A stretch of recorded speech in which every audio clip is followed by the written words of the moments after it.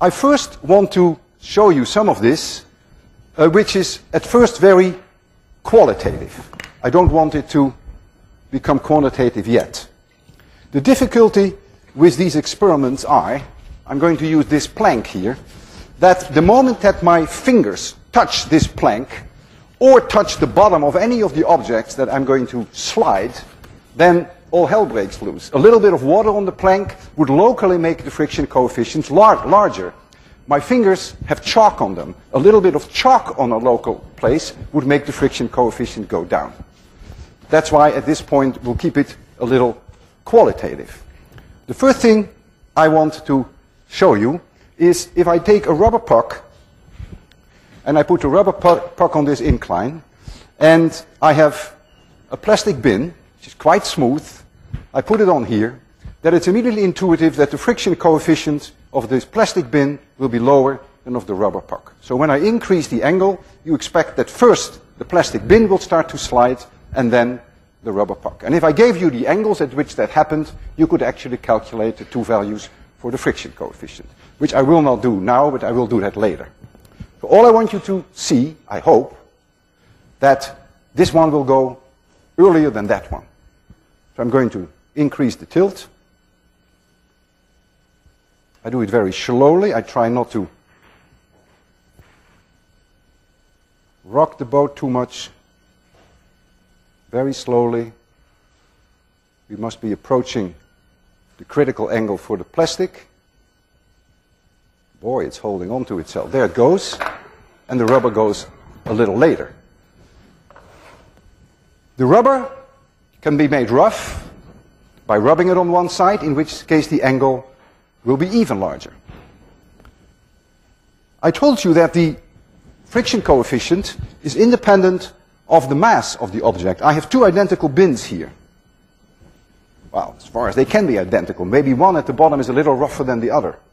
But in one, I'm going to put 200 grams, which is about 5 times the weight of the bin. And then, within reason, when I tilt them, they will go at the same angle, because it's independent of the mass. So let's try that again, and see how close they are. It may be off by half a degree or 1 degree, of course, because the plank is not uniform everywhere. And now it's 18 degrees, 19 and a half, 20, 20 and a half, 21, and the other one is 21.2.